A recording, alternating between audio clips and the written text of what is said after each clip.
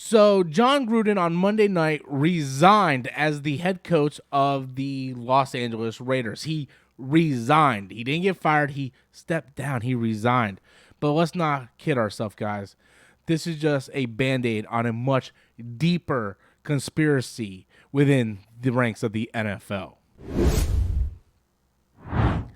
Hey everybody, welcome back to the channel once again. I am Robert Storms. As always, if you're finding me for the very first time, please do me a huge favor. Smash that like button. Subscribe if you're not already a subscriber. That way you guys can stay up to date on all future content here on the channel. So on Monday, during Monday Night Football, ironically on Monday Night Football, Jon Gruden resigned as the head coach of the Los Angeles Raiders. For some reason, I still want to call them the Oakland Raiders. But this was posted by the Wall Street Journal, and we're going to talk about a lot of this because a lot of this is coming from the Washington Post. There was an investigation after a couple emails went on. Now, full disclosure, I'm not full on the details of why there was investigations on Washington or whatnot, but the Washington Post did an investigation, and some emails came out from Jon Gruden on Friday. The Los Angeles Raiders owner had the emails, but nothing was done. Gruden was still able to coach on Sunday, and then Monday, the Washington Post posted all the emails.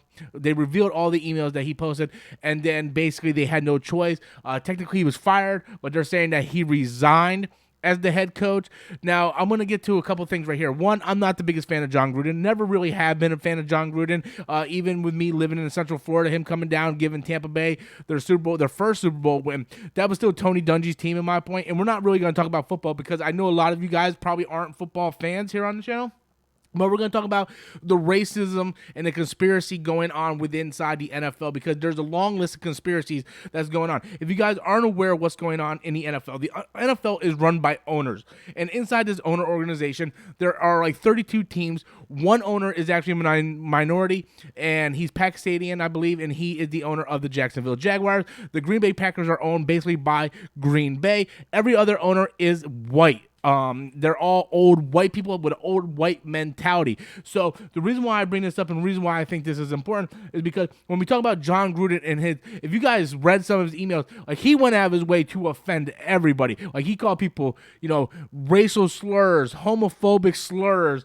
He attacked the commissioner. He attacked Jeff Fisher. Like he attacked a lot of different, like he burned every possible person he could offend. He actually went in and just burnt every bridge he could possibly burn. I'm not the biggest fan of this guy. I never liked this guy. I'm not going to sit here and pretend to you guys that I was a fan of Jon Gruden because he looks like the type of person that would do something like this. The problem is, people don't understand is this is not new. This has been going on in the ranks of the NFL for a very long time. How many times have we sat there and said, why is this black coach getting passed over for this white coach, this white assistant coach that has less experience than the black coach that applied for the job? Well, that's because the owners are old white males that have an old way of thinking about it. What was once in the club stays in the club. It's an exclusive club. It's impossible to break those ranks. It's basically a giant organization, and there's conspiracy going on because if Jon Gruden wrote those emails to people, what were the people saying back to Jon Gruden? Because if I had a friend that came up to me and started saying something to me, I'd be like, yo, bro, check yourself. I don't talk like that. Please don't use that type of language in front of me, right? When I have friends that say the N-word, it bothers me. I'm like, yo, stop. Don't do that. I don't use that word. Please don't use that word around me, okay? Especially if you are not black. Right, so Jon Gruden's using all these different slurs for lesbians, gays, the commissioner, all this stuff, all these racial and homophobic slurs. Then what are the people replying back to him? Because they have to reply in stuff very similar. Otherwise, he wouldn't keep doing it for 10 years.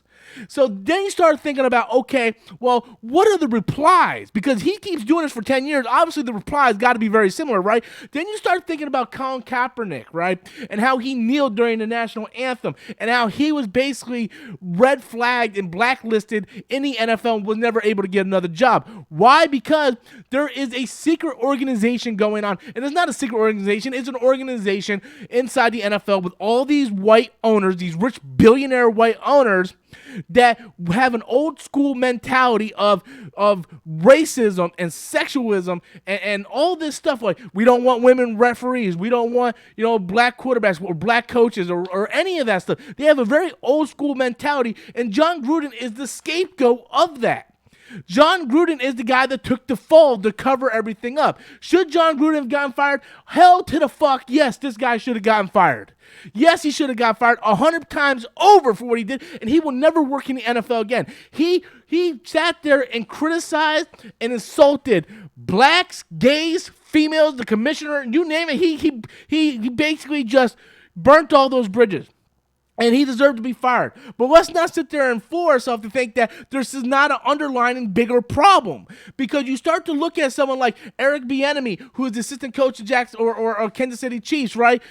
They won the Super Bowl. He gets passed over for job after job after job of head coach. But we see all these other white head coaches or assistant coaches that become head coaches that have less experience than he does, have no business coaching, and yet look at Philadelphia Eagles, right?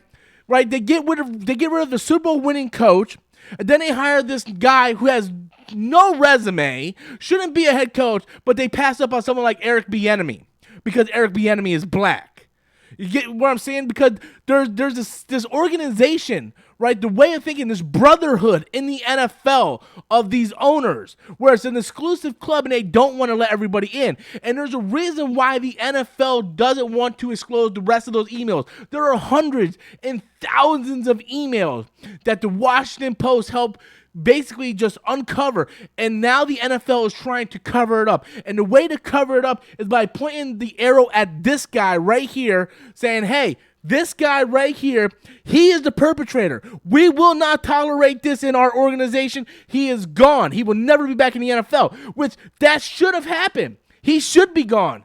But the problem is, he is just the tip of a much larger iceberg in the NFL. You start thinking about Colin Kaepernick, how he got blacklisted and cannot be on a team. You start thinking about how Eric Bieniemy and other black assistant coaches can't get a head coaching job. And you start looking at these emails that Gruden had, and who are the people he's responding to? Who's responding to his emails? How are they talking? And then you start to put this conspiracy together, and you're looking at something that's much bigger than what we see to my left right here, guys. We're seeing something much different to what we have right here with Jon Gruden. He is nothing but a scapegoat in order to put a Band-Aid on the problem, to get everybody's focus on him rather than the largest problem, because they feel if they put him out in front and center as the scapegoat, that people are going to just take him and vilify him instead of actually looking deeper into the situation and coming across a much deeper, darker organization within the NFL of racism, sexism, and homophobic slurs.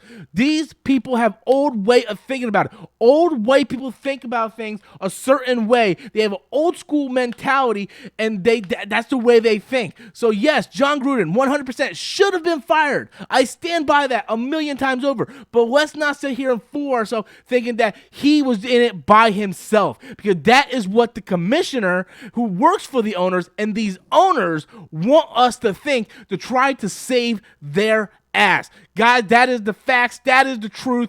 That is what I truly believe. You guys can do your own investigation. Go ahead, look up some of the info, do some research for yourself. That is what I truly believe. There's a reason why the NFL is not releasing the rest of those emails, because it would be a giant avalanche to just come across and could really cripple the NFL. So guys, I want to know what you guys think. Be sure to leave your comments in the comment box below. Until next time, as always, I am Robert Storms, and that's my opinion. Later, guys.